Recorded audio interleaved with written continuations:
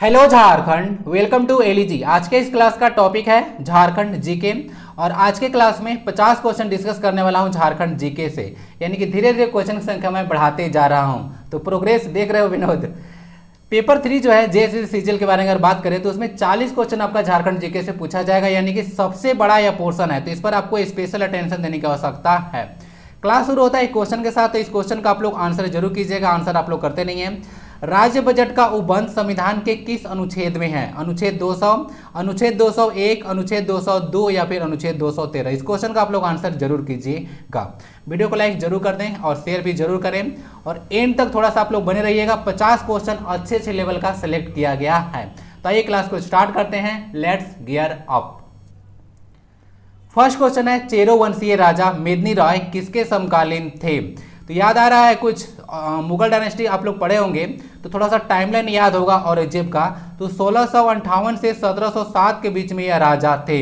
1707 में इनका मृत्यु हो गया था। तो इसको देखिए जरा, 1658 और 1658 तो मैच कर रहा है, यानी कि औरंगजेब के समकालीन जो थे से चेरो वंशीय राजा मेदिनी राय थे। बाकी एक पॉइंट और भी याद रख लीजिएगा, जो प्रताप राय हैं, चेरोवंशी राजा हैं, वह शाहजहां के समकालीन थे। प्रताप राय जो है पलामू किले का निर्माण करवाए थे। पलामू में पुराना किला याद रखिएगा ना, पुराने किले का निर्माण जो है इनके द्वारा करवाया गया था। और मेदिनी राय जो थे नए किले का निर्माण कराए थे। देखिएगा तो इसमें देखिएगा प्रताप राय, कहीं कहीं आपको गोपाल राय भी मिल जाएगा, लेकिन जो ज़्यादा सही आंसर है वह प्रताप राय ही है। ठीक है, इसको ध्यान रखिएगा।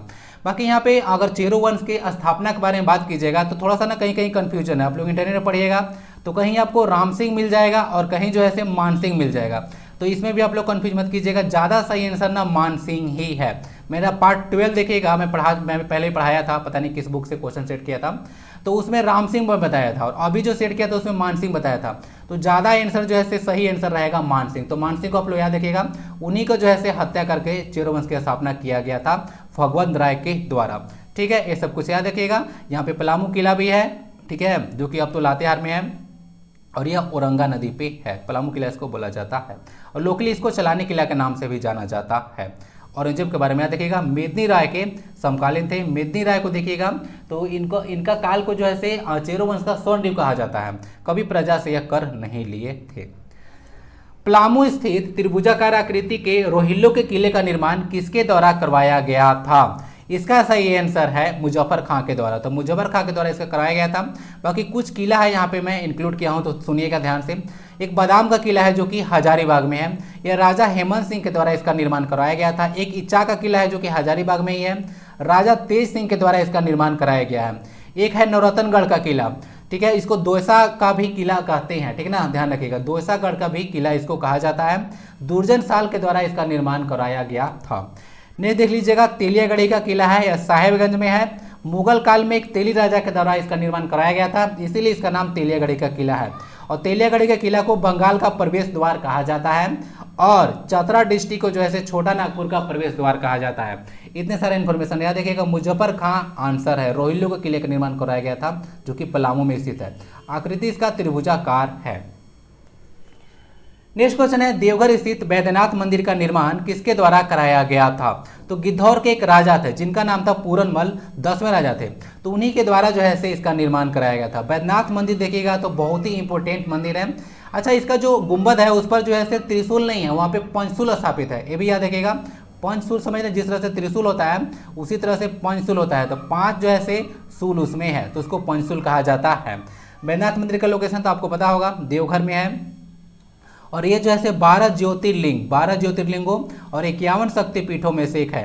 तो दोनों कॉम्बिनेशन है इसका, अब एकमात्र ऐसा है भारत में, इसीलिए इंपॉर्टेंट हो जाता है बैद्यनाथ मंदिर। ठीक है, इसको बाबा धाम के नाम से भी जाना जाता है। और झारखंड धाम से कंफ्यूज मत कीजिएगा, झारखंड धाम जो है गिरिडीह में है ना, कंफ्यूज मत कीजिएगा। नेक्स्ट है, रांची स्थित मदन मोहन मंदिर, जिसको बोड़िया मंदिर भी कहा जाता है, उसका निर्माण किसने करवाया था? इसका सही आंसर है लक्ष्मी नारायण तिवारी। 1665 AD में कराया गया था, यानी उसी समय जिस समय रॉबर्ट हुक जो है सेल का खोज किए थे, ठीक है ना। शिल्पकार देखिएगा तो यह मंदिर का अनिरुद्ध थे, नाम इसका इतना ही दिया हुआ था बुक में।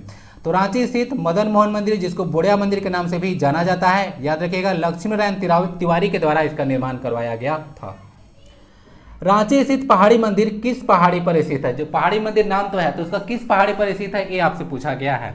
तो इसको देख लीजिएगा, इसका नाम है टुंगरी पहाड़ू ना पहाड़ी, और इसको रांची बुरु के नाम से भी जाना जाता है। मंदिर का निर्माण देखिएगा तो यहाँ पे जो करवाया गया था वो पालकोट के राजा के द्वारा करवाया गया था, और ये बोला गया है संभवतः, ठीक है, यानी कि जहाँ पे डेटा से उठाया था उनके पास डेटा क्लियर नहीं है, संभवतः बोला गया है। जिस तरह से झारखंड में बोला जाता है कि पहला पर्व है से रोहिणी पर्व है, झारखंड का ऑफिशियल वेबसाइट पर जाइएगा तो वहाँ पे प्रोबेबली वर्ड लिखा हुआ है, यानी कि संभवतः। तो उन लोगों के पास भी डेटा क्लियर नहीं है, तो आपके पास भी डेटा क्लियर नहीं पहुँच सकता है। यहाँ पे कुछ और पॉइंट है, इस पहाड़ी को देखिएगा तो ये लगभग 4500 मिलियन वर्ष पुराना है, प्रोटोजोइक काल का। इसको कहा जाता है कि हिमालय पर्वत से भी जो है पुराना यह पर्वत है। तो रांची स्थित पहाड़ी मंदिर के बारे में याद रखिएगा, टुंगरू पहाड़ी इसको बोला जाता है।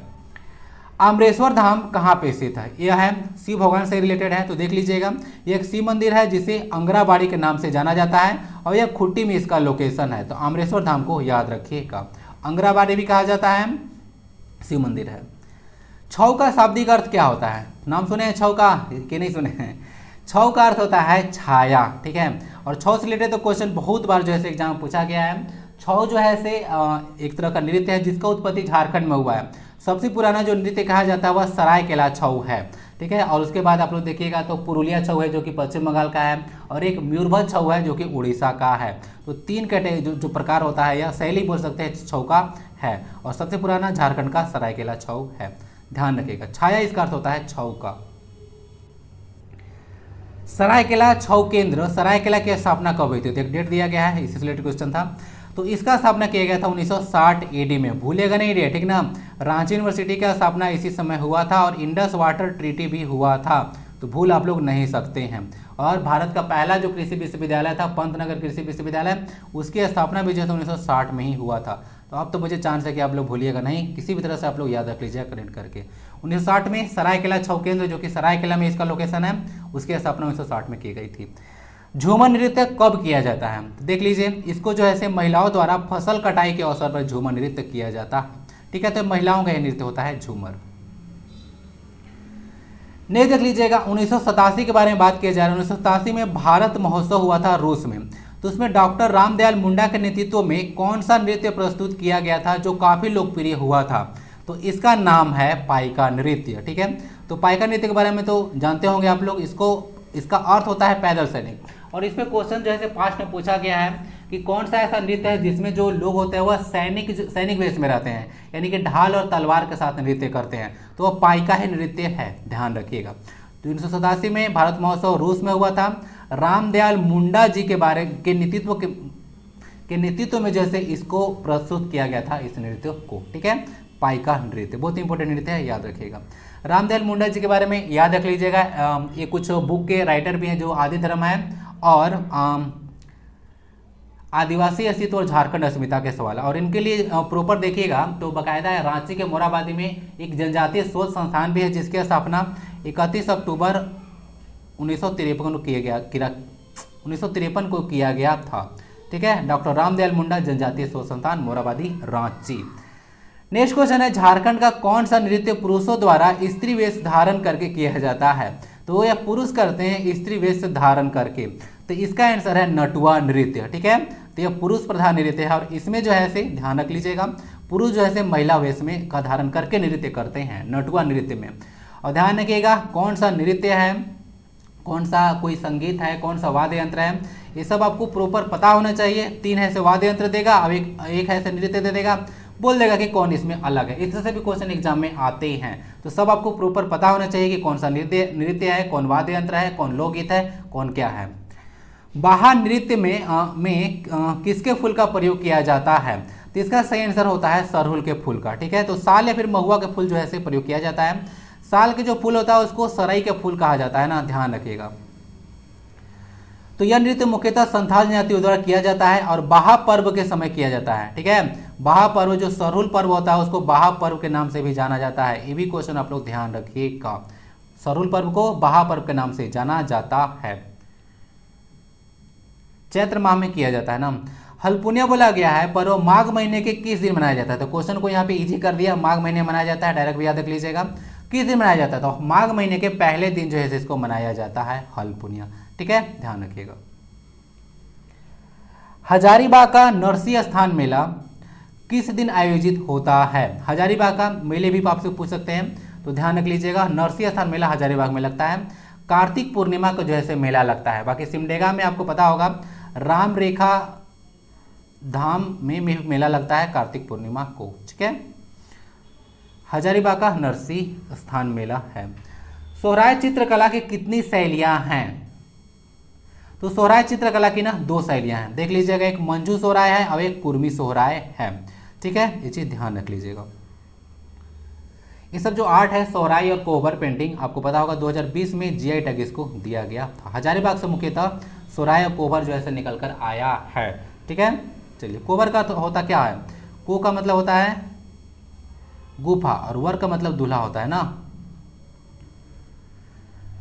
हो भाषा की लिपि बारंगचीती, बारंगचीती को याद रखिएगा, का आविष्कार किसने किया था? तो इनका नाम था लोका बोदरा। तो ये जो है से आविष्कार किए थे हो भाषा की लिपि वारंगचीती को। बाकी संथाली भाषा का लिपि है ओलचिकी, जिसको रघुनाथ मुर्मू जो है आविष्कार किए थे। और एक है आपका उरांव लोगों जो भाषा है कुड़ुक, ठीक है, उन लोग का जो है लिपि है तोलोंग सिकी, तोलोंग सिकी है उरांव भाषा की लिपि, कुड़ुक बोला जाता है भाषा को। संथाली भाषा का पहला समाचार पत्र कौन सा था? ये ऑलरेडी क्वेश्चन पूछा जा चुका है और इस तरह क्वेश्चन आपको कभी भी पहला वर्ड किसी क्वेश्चन में लग जाता है तो वह इंपॉर्टेंट हो जाता है। तो देख लीजिएगा, संथाली भाषा का जो पहला समाचार पत्र था उसका नाम था होड़ संवाद। 1947 में इसका संपादन किया गया था डोमन साहू समीर के द्वारा। अगर संथाली भाषा का पहला उपन्यास के बारे में बात कीजिएगा तो इसको होड़वाक आटो बोला जाता है। 1946 में इसको जो है से किया गया था, उपन्यास लिखा गया था रोमन लिपि में आर कार्टेस के द्वारा। पहला लघु कहानी जो संग्रह था उसका नाम था कुकमू, ठीक है, 1952 में प्रकाशित हुआ था। बाल किशोर साहू जो है इसके राइटर हैं। तो सारा चीज याद रखिएगा, पहला न्यूज़पेपर कौन सा था, पहला उपन्यास कौन सा था, पहला लघु कहानी संग्रह कौन सा था। संथाली भाषा के बारे में बात किया जा रहा है जो कि एक ऑस्ट्रो एशियाटिक भाषा समूह से बिलोंग करता है। नेक्स्ट क्वेश्चन है an introduction to the Mundari language, जो कि 1871 में जो है प्रकाशित हुआ था। पुस्तक के लेखक कौन है? An introduction to Mundari language, इनका राइटर है राखल दास। और अगेन मुंडारी लैंग्वेज जो है ऑस्ट्रो एशियाटिक समूह के अंतर्गत आता है। राखल दास जी के बारे में याद रखिए, कुछ कुछ बुक में मैं इंक्लूड कर रहा हूँ। हो भाषा की प्रथम पुस्तक, अगेन प्रथम वर्ड लग चुका है इस क्वेश्चन के पहले। द ग्रामेटिकल कंस्ट्रक्शन ऑफ हो लैंग्वेज, उसका प्रकाशन जो है कब हुआ था? इसका प्रकाशन 1840 में हुआ था। राइटर के बारे में ज़्यादा जानकारी इसके बारे में नहीं है। तो हो भाषा की प्रथम पुस्तक है द ग्रामेटिकल कंस्ट्रक्शन ऑफ हो लैंग्वेज, 1840 में इसका प्रकाशन हुआ था। हो भाषा अगेन ऑस्ट्रो एशियाटिक समूह से ही बिलोंग करता है। नेक्स्ट है the Jharkhand movement retrospect and prospect, पुस्तक के रचनाकार कौन है? तो काफी इंपोर्टेंट यह बुक रहेगा, Jharkhand movement retrospect and prospect. Doctor Ramdayal Munda इसके राइटर हैं, ठीक है। तो बार बार यह पर्सन न्यूज में आ रहे हैं, ध्यान रखिएगा। झारखंड के सर्वाधिक क्षेत्रफल वाले 3 जिले कौन से हैं? 3 जिला पूछा गया है, कौन से हैं? तो सबसे आपको पता होगा बड़ा जिला कौन सा है, तो सबसे बड़ा पश्चिमी सिंहभूम है, उसके बाद गुमला आता है, थर्ड स्थान पे रांची आता है। तो रांची को तो आपको भूलना नहीं है। तीसरा सबसे बड़ा जिला है एरिया वाइज और पॉपुलेशन वाइज ये नंबर फर्स्ट पे है, ठीक ना, पॉपुलेशन वाइज। ये सब डेटा आपको पता होना चाहिए। अगर एरिया बात कीजिएगा तो ये जो पश्चिमी सिंहभूम का एरिया है वह 7224 जो है किलोमीटर स्क्वायर है। गुमला डिस्ट्रिक्ट के बारे में बात कीजिएगा तो 5360 किलोमीटर स्क्वायर है। रांची डिस्ट्रिक्ट के बारे में बात कीजिएगा तो इसका 5097 जो है किलोमीटर स्क्वायर एरिया है, ठीक है। ये सब कुछ याद रखेगा। न्यूनतम क्षेत्रफल वाले 3 जिले भी देख लीजिए। रामगढ़ का एरिया सबसे कम है, उसके बाद लोहरदगा आता है और पाकुड़ का आता है। रामगढ़ का एरिया बता देता हूँ, 1341 जो है किलोमीटर स्क्वायर इसका एरिया है, ठीक है। तो एरिया वाइज सबसे छोटा जो है से डिस्ट्रिक्ट है रामगढ़ और पॉपुलेशन वाइज सबसे छोटा डिस्ट्रिक्ट लोहरदगा है, भूलिएगा नहीं। हो गया, काफ़ी है अब क्या चाहिए। नेक्स्ट है सतवागन जलप्रपात जो है किस जिले में लोकेटेड है? तो ये कोडरमा डिस्ट्रिक्ट में है, ठीक है। तो कोडरमा डिस्ट्रिक्ट में सतगावन जो है जलप्रपात है, इसको याद रखिएगा। नदी का नाम जो है इस पर मेंशन नहीं किया हुआ था बुक में। तो सतगावन जलप्रपात कोडरमा में है, लोकेशन याद रखिएगा। कोडरमा डिस्ट्रिक्ट में गौतम बुद्ध अभयारण्य भी है ना, ध्यान रखिएगा। गौतम बुद्ध वन्य जीव अभयारण्य कोडरमा में है और यह गया डिस्ट्रिक्ट में भी पड़ जाता है, ठीक है। यानी कि बिहार और झारखंड दोनों में यह पड़ता है, ठीक है, क्योंकि बिहार से ही हिस्सा है, पापा जी तो बिहारी हैं। तो सतवागन को याद रखिएगा। बहुत सारा जलप्रपात अब तक मैं डिस्कस कर चुका हूँ, अगर वेरियस पार्ट्स आप लोग विजिट किए होंगे तो। अब देखिए झारखंड जी के मैं पढ़ा रहा हूँ तो आपको मैं कुछ कुछ पॉइंट मैं यहाँ पे क्लियर करना चाहूँगा। क्या परसेंट मिस्टेक ना बुक में भी गलत होता है, तो वो सब 1% मिस्टेक आप लोग जो है से मुझे क्षमा कीजिएगा, उसमें मैं कुछ नहीं कर सकता हूँ। हाँ, मेरा कोशिश ये रहता है कि जब भी मुझे कुछ पता चलता है कि हाँ ये मिस्टेक था, तो उसको मैं करेक्ट करते चलता हूँ। तो इसीलिए आप लोग जो है कंटिन्यू रहिएगा, इन्फॉर्मेशन गलत नहीं जाएगा। बहुत हद तक 99% इन्फॉर्मेशन आपको सही प्रदान कर दिया जाएगा, ठीक है। 1% तो सारा मतलब बुक में भी इंटरनेट में भी गलत होता है, तो इन्फॉर्मेशन गलत मुझे भी पता चल जाता है। नहीं, देख लीजिएगा, झारखंड के किस जिले में 50 एकड़ भूमि पर एक बसंत राय तालाब स्थित है। क्वेश्चन ऑलरेडी झारखंड के एग्जाम पूछा गया है, एक बड़ा सा इन्फॉर्मेशन देके जो है क्वेश्चन पूछा गया था कि उस जिले का पहचान कीजिए जहाँ पर 50 एकड़ भूमि में तालाब हुआ करता था। इसको में कोई तैर कर या फिर नौका से पार नहीं कर सकता था। अगर कोई ऐसा साहस भी करता था तो उसका जल समाधि बन जाता था उस तालाब में। उस तालाब का पहचान आपको करना था कि किस जिले में स्थित है।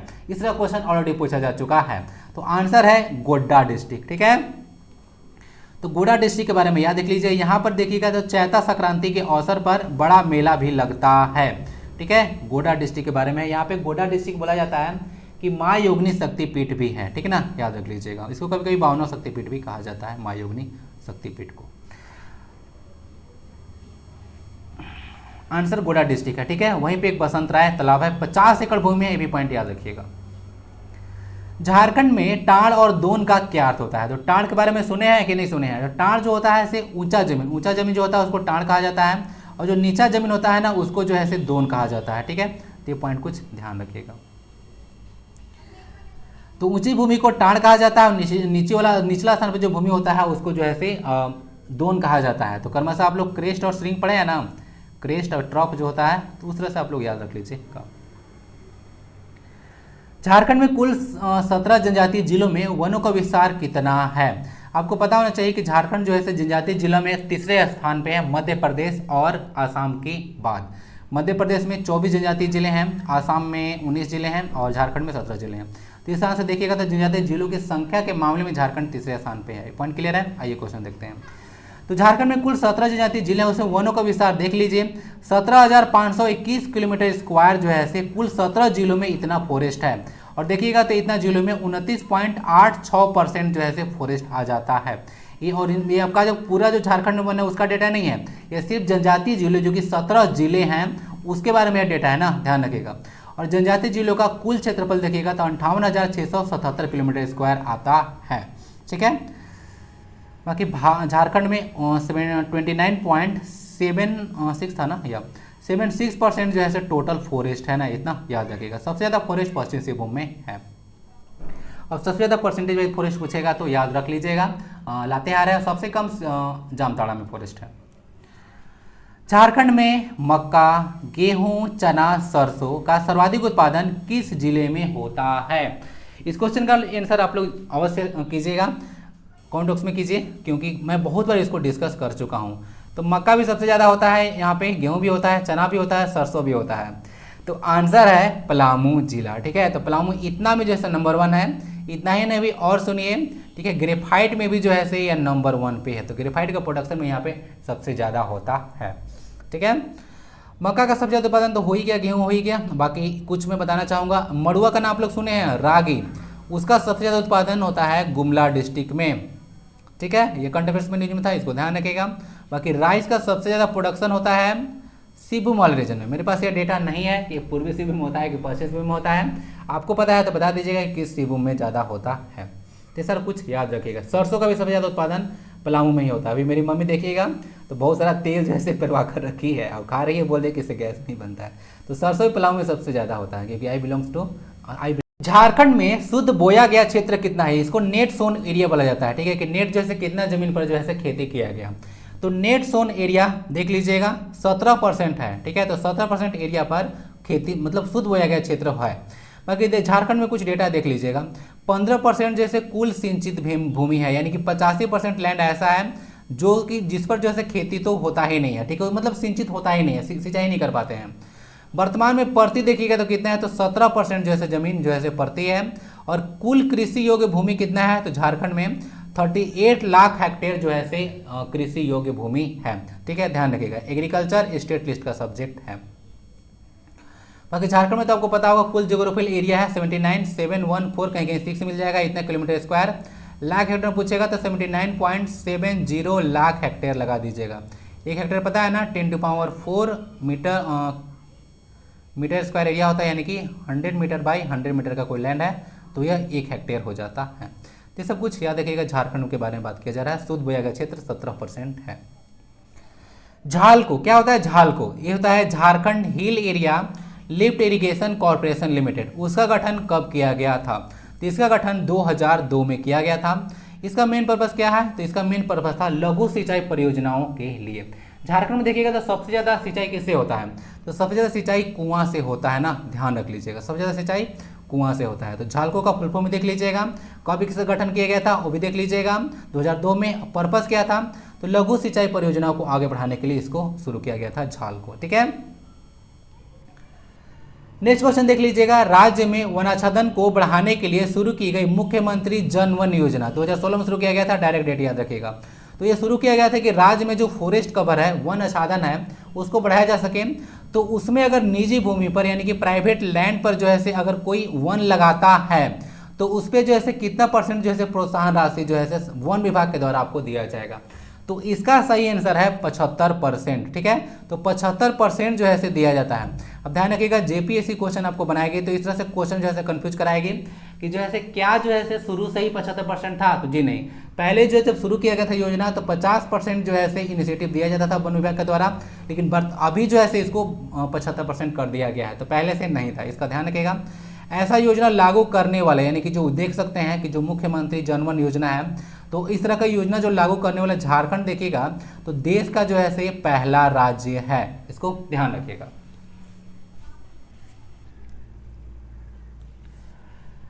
रांची में तसर अनुसंधान केंद्र नगरी की स्थापना कब की गई थी? तो ये हुआ था 1964 में। तो 1964 में तसर अनुसंधान केंद्र की स्थापना में किया गया था। और तसर सिल्क का देखिएगा तो यह सिल्क ही है। तो तसर सिल्क का सबसे बड़ा उत्पादक जो है से झारखंड ही है। पूरे भारत में देखिएगा लगभग 76.4%, अगर पूरा एग्जैक्ट डेटा बताऊं तो इतना परसेंट जो है से तसर सिल्क का उत्पादन करता है। ठीक है, तो इसको ध्यान रखिएगा। अनुसंधान केंद्र भी हो गया, स्थापना भी हो गया, सबसे बड़ा उत्पादक भी हो गया। और अभी देखिएगा तो तसर सिल्क से बना हुआ वस्त्र जो है से जो बिडेन है अमेरिका के राष्ट्रपति, उनको जो है दिया गया था। तो तसर सिल्क का जो है से राष्ट्रीय और अंतर्राष्ट्रीय स्तर पर जो है से पहचान बढ़ा था और अब इसका डिमांड जो है से बढ़ रहा है। तो आप लोग बोलते हैं कि मोदी जी झूठों के विदेश जाते हैं, कुछ कर ही नहीं रहे हैं, सिर्फ घूम रहे हैं। ऐसे ही घूम नहीं रहे हैं, बहुत ही मतलब ज़बरदस्त इंसान है, काफ़ी जो है से स्ट्रेटजी के साथ जो है से वह काम करते हैं। अब तसर सिल्क का डिमांड जो है से पूरा विश्व में बढ़ने लगा है। अब बताइए कि आप लोग को रोजगार मिलेगा कि नहीं मिलेगा? मिलेगा। ठीक है, आमदनी बढ़ेगा कि नहीं बढ़ेगा? तो बढ़ेगा, सब बढ़ेगा। झारखंड में कितने पोस्टल डिवीजन है ना, इसको क्वेश्चन का आंसर आप लोग कर कीजिए। पता है आंसर इसका 7 है। तो 7 जो है पोस्टल डिवीजन है। अगर बात कीजिएगा तो झारखंड में जो डाक सर्किल की स्थापना हुआ था तो 12 जनवरी 2001 को हुआ था। ठीक है, तो उसी अगर देखिएगा तो टोटल सर्किल में देखिएगा तो इसी सर्किल के अंतर्गत 7 जो है पोस्टल डिवीजन है। 12 जनवरी को भूलिएगा नहीं, स्वामी विवेकानंद जी का बर्थडे है। ठीक है, नेशनल आप लोग यूथ डे मनाते हैं, NYD। ठीक है, तो भूलिएगा नहीं। और झारखंड में देखिएगा तो जो पिन कोड स्टार्ट होता है वह किस डिजिट से स्टार्ट होता है? 8 से स्टार्ट होता है। ठीक है, चलिए आंसर इसका 7 है। 7 जो है पोस्टल डिवीजन है। और रेलवे डिवीजन झारखंड में कितना है? तो रेलवे डिवीजन 3 है। एक रांची है, एक धनबाद है, एक चक्रधरपुर है। ठीक है, रेलवे जोन कितना है? तो 2 है। ECR है और एक ACR है, ईस्ट सेंट्रल रेलवे और south eastern railway. Next question 32 है। रांची में 25 सितंबर 1984 को किस पंचवर्षीय योजना के दौरान दूरदर्शन केंद्र की स्थापना की गई थी? 25 सितंबर को शायद अंत्योदय दिवस ही मनाया जाता है ना, इसको ध्यान रख लीजिएगा। तो उसी दिन शुरू हुआ था। 1984 में इंदिरा गांधी का हत्या भी किया गया था। 1984 में एक सिख दंगा हुआ था या हुआ था 1984 में। और भोपाल गैस ट्रेजेडी भी जो है 1984 में हुआ था। तो डेट आप लोग भूलिएगा नहीं।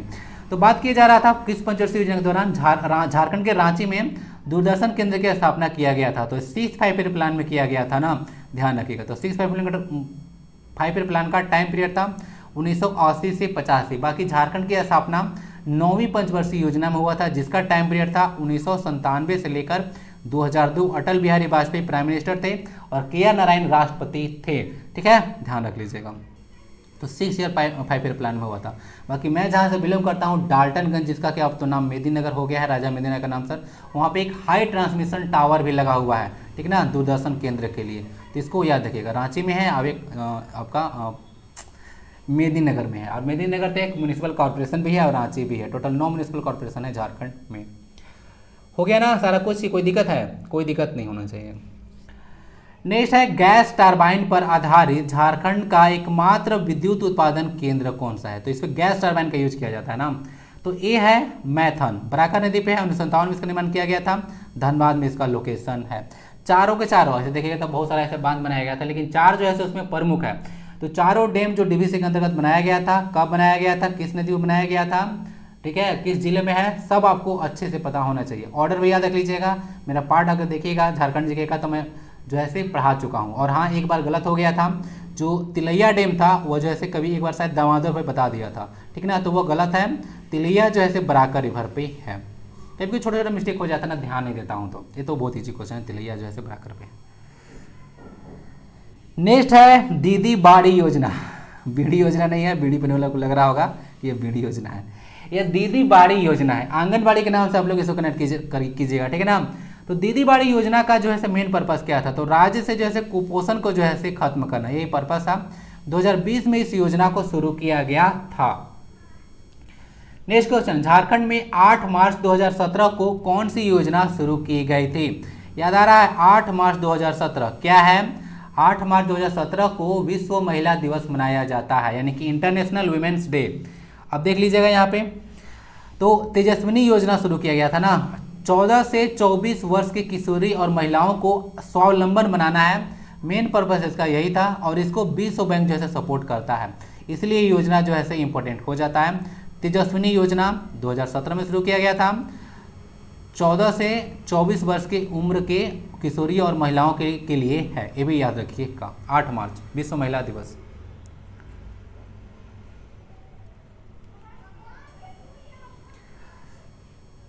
नेक्स्ट है महात्मा गांधी की झारखंड यात्रा पुस्तक के लेखक कौन है? तो महात्मा गांधी की झारखंड यात्रा की पुस्तक के लेखक हैं अनुज सिन्हा, ठीक है। ये अनुज लुगुन नहीं है ना, अनुज लुगुन भी झारखंड में एक राइटर है जो कि लिखे हैं बाघ और सुगना मुंडा की बेटी, यह बुक लिखे हैं अनुज लुगुन। तो अनुज सिन्हा क्या देखिएगा, महात्मा गांधी की झारखंड यात्रा है। पहली बार यह देखिएगा तो 1917 में जो है झारखंड आए थे, और अंतिम बार 1940 में रामगढ़ अधिवेशन हुआ था, वहाँ पे आए थे। और रामगढ़ अधिवेशन आपको पता होगा 53वां जो है सेशन था, रामगढ़ में हुआ था। मौलाना अबुल कलाम आज़ाद जो कि झारखंड के भारत के पहले एजुकेशन मिनिस्टर थे, उन्हीं के द्वारा जैसे अध्यक्षता किया गया था, इनके द्वारा, ठीक है। और बिरसा मुंडा जी का देखिएगा जो द्वार बना था ना, वो बिरसा मुंडा जी के नाम पर रखा गया था, ठीक है, द्वार का नाम, जो रामगढ़ अधिवेशन हुआ था उसका द्वार का नाम। राज्य की कुल आबादी में आदिम जनजाति, ठीक है, यहाँ पे प्रिमिटिव ट्राइबल ग्रुप्स के बारे में बात किया जा रहा है, उसका परसेंट कितना है? आदिम जनजाति के बारे में जो टोटल 8 जो है आदिम जनजातियां हैं झारखंड में, तो 3.4% जो है आदिम जाति झारखंड में। कुल जनसंख्या के बारे में बात किया जा रहा है। और कुल अनुसूचित जाति के बारे में बात कीजिएगा कि झारखंड में कितने जनजातियाँ, तो 26.2% याद रखिएगा, ठीक है। तो ये डेटा भी आपके लिए इंपॉर्टेंट रहेगा। तो टोटल अनुसूचित जाति कितने हैं, तो 26.2% यहाँ पे हैं, ठीक है, शेड्यूल्ड ट्राइब्स। 32 जनजातियाँ ऐसे हैं टोटल, ऐसे बोला जा रहा है। 33 जनजाति ग्रुप में अधिसूचित किया गया है पुरान जनजाति को ना। झारखंड में सर्वाधिक लिंगानुपात और सर्वाधिक बाल लिंगानुपात वाले जनजातियां कौन से हैं? तो जो सर्वाधिक लिंगानुपात वाला जनजाति है वह हो जनजाति है, और सर्वाधिक बाल लिंगानुपात वाला जो जनजाति है वो बैगा है। इन लोगों का देख लीजिएगा 221 जो है लिंगानुपात है किसमें, हो जनजाति में। और बाल लिंगानुपात की बात कीजिएगा तो बैगा जनजाति में देख लीजिए 1104 जो है बाल लिंगानुपात है। झारखंड में देख लीजिएगा सबसे ज़्यादा जो है लिंगानुपात पश्चिम सिंहभूम में है, और बाल लिंगानुपात भी पश्चिम सिंहभूम में सबसे ज़्यादा है, और सबसे कम लिंगानुपात और बाल लिंगानुपात दोनों जो है धनबाद में है। नेक्स्ट क्वेश्चन है, झारखंड विधानसभा में अनुसूचित जनजातियों के लिए कितनी सीटें आरक्षित हैं? अनुसूचित जनजाति यानी एसटी लोगों के लिए कितना सीट जो है रिजर्व है विधानसभा में बोला जा रहा है, जिसमें टोटल 81 सीट है ना। तो इसका सही आंसर हो जाएगा शेड्यूल्ड ट्राइब्स पूछा गया था तो 28 हो जाएगा। शेड्यूल्ड कास्ट के लिए 9 है और जनरल सीट जो है 44 है। ऐड कर लीजिएगा, 9 4 13 हो, 8 21 हो गया। और इधर देख लीजिएगा 4 2 6 और 2 8 हो गया ना। तो हो गया क्या से, तो सारा चीज़ याद रख लीजिएगा। शेड्यूल्ड कास्ट, शेड्यूल्ड ट्राइब्स और जनरल के लिए कितना सीटें हैं डायरेक्ट याद रखिएगा। और भी तो कुछ बता चुका हूँ, जो 14 लोकसभा की सीटें हैं उसको भी बता चुका हूँ, इसको भी अगर रिवीजन आप करा ही देता हूँ। शेड्यूल्ड ट्राइब्स के लिए 5 सीटें हैं, शेड्यूल्ड कास्ट के लिए 1 सीट रिजर्व है और जनरल सीट यहाँ पे 5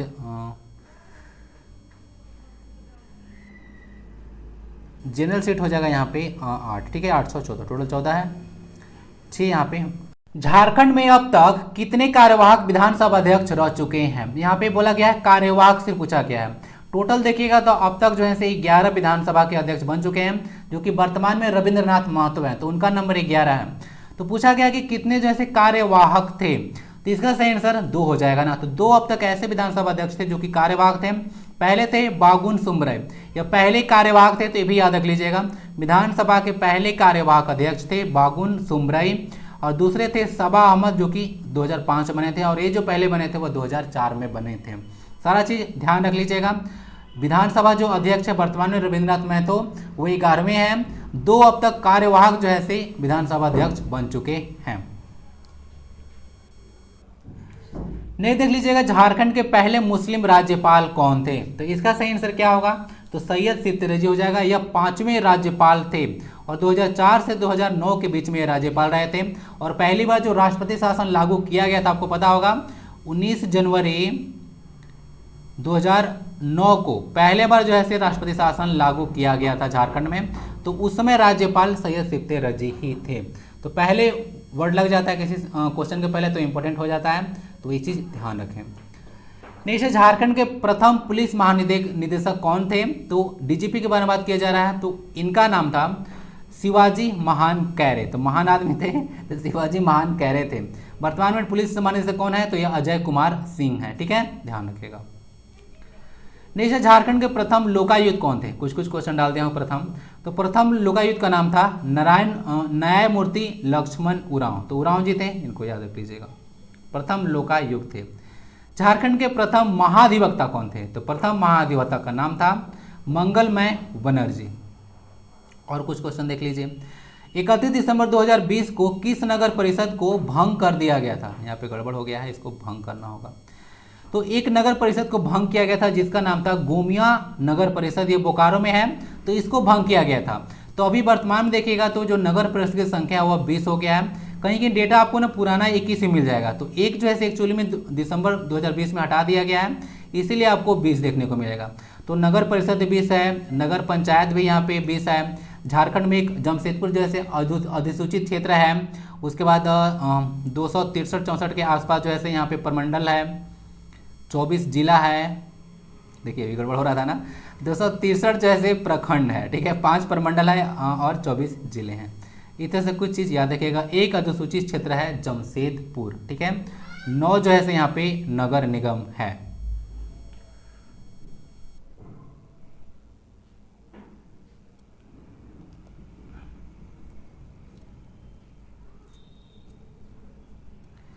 नेक्स्ट क्वेश्चन आता है, अनुमंडल की संख्या जो है 45 है ना, और पहले जब झारखंड बना था उस समय 33 था। राज्य बजट, यही क्वेश्चन है जो कि आपसे पूछा गया था वहां पर, तो इसको डिस्कस करता हूं। राज्य बजट जिसको एनुअल फाइनेंशियल स्टेटमेंट बोला जाता है, संविधान में ऐसे बजट सब नहीं है। तो राज्य बजट का उपबंध जो है संविधान के किस अनुच्छेद में वर्णित है, तो इसका सही आंसर हो जाएगा अनुच्छेद 202, ठीक है। तो उसको याद रखिएगा, उसी के तहत जो है राज्य बजट मेंशन होता है, ठीक है, अनुच्छेद 202।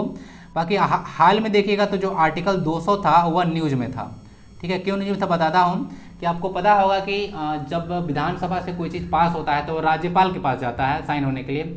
जब तक राज्यपाल जो है स्वीकृति नहीं देंगे तो वह जो है कानून नहीं बनेगा। अभी हाल में देखिएगा तो 11,988 करोड़ रुपए का जो है राज्य का जो पहला अनुपूरक बजट था जो कि 31 जुलाई को पेश किया गया था, उस पर जो है अभी राज्यपाल अपना स्वीकृति दे दिए।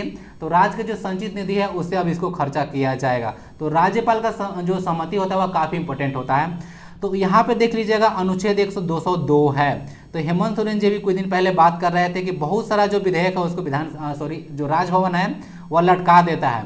तो जो अनुच्छेद 202 के तहत इन लोगों के पास राइट होता है, राज्यपाल लोगों के पास, कि ये किसी भी विधेयक पर जैसे अपना सहमति को रोक सकते हैं। तो ये कुछ चीज़ है। तो एक 200 यहाँ पे 200 होगा, 202 तो इसका था, ये 200 के तहत रोक सकते हैं। बाकी 213 तो आपको पता होगा। राज्यपाल क्या लाते हैं, तो राज्यपाल जो है से ऑर्डिनेंस ला सकते हैं अनुच्छेद 213 के तहत। लोहरदगा का शाब्दिक अर्थ क्या होता है, तो लोहरदगा का शाब्दिक अर्थ होता है लोहा बनाने वालों का केंद्र। लोहा बनाने वाला केंद्र नहीं है, लोहा बनाने वालों का केंद्र है, ठीक है, याद रखिएगा। लोहरदगा जिला को 1983 में जो है से अलग किया गया था रांची से ना। और जैसा कि तो पहले भी डिस्कस कर चुका हूँ, देखिएगा पॉपुलेशन वाइज सबसे छोटा डिस्ट्रिक्ट है और एक लैंड लॉक डिस्ट्रिक्ट है झारखंड में, लोहरदगा और खूंटी। नेक्स्ट क्वेश्चन 48 नंबर का है, भाई बीक, देसावली और जनी शिकार पर्व कितने वर्ष के अंतराल के पश्चात मनाया जाता है, तो ये मनाया जाता है 12 वर्ष के अंतराल के पश्चात।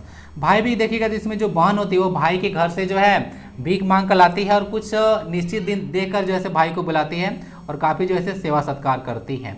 देसावली त्यौहार जो है इसमें ना देखिएगा तो मरांग बुरु के नाम पर जो है काड़ा की जैसे बलि दिया जाता है, ठीक है। और जन शिकार तो पता होगा, इससे शिकार पर्व है, 12 वर्षों का अंतराल पचास किया जाता है। उरांव जाति में फेमस होता है जनी शिकार। महिलाओं के भेष में पुरुष के भेष में रहती है महिलाएं और शिकार करती हैं।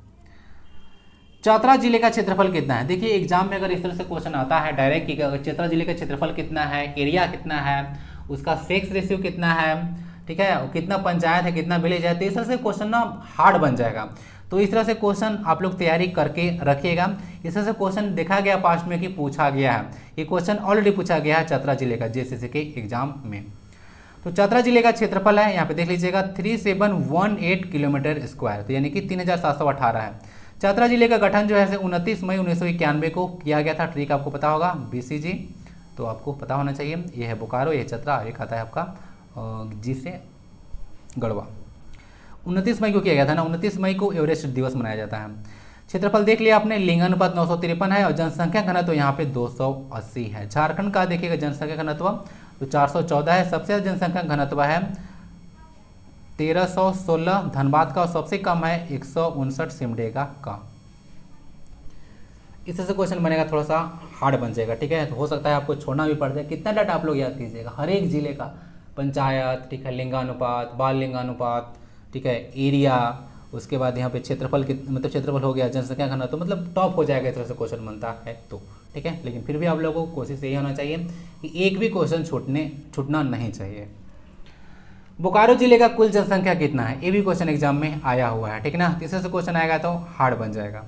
तो बोकारो जिले का कुल जनसंख्या है 20,62,330, यानी कि 20 लाख है 62,330 जो ऐसा जनसंख्या था 2011 के जनसंख्या के अनुसार, जो कि 15वीं जनगणना थी ओवरऑल, और आज़ादी के बाद यह 7वीं जनगणना थी। 1872 में लॉर्ड मेयो काल में भारत में पहली बार जनगणना हुआ था और झारखंड में भी इसी टाइम हुआ था। उसके बाद 80-81 से 10 वर्ष के अंतराल के पश्चात जो है से जनगणना किया जा रहा है। तो दैट्स इट, 50 क्वेश्चन कंप्लीट हो चुके हैं। वीडियो को लाइक आप लोग जरूर कीजिएगा और आई होप कि क्लास फ्रूटफुल रहा होगा, अच्छे अच्छे क्वेश्चन का कॉम्बिनेशन मतलब सिलेक्शन इसमें देखने को मिलेगा, ठीक है ना। तो क्वेश्चन कैसा था, अच्छे लेवल का था कि नहीं था, जरूर बताइएगा। और वीडियो कैसा लगता है फीडबैक आप लोग जरूर दीजिएगा। कुछ भी दिक्कत आएगा तो कमेंट्स में आप लोग जरूर बताइएगा। PDF जरूर रख लीजिएगा, टेलीग्राम पर आपको मिल जाएगा, सबका लिंक डिस्क्रिप्शन बॉक्स में अवेलेबल रहता है।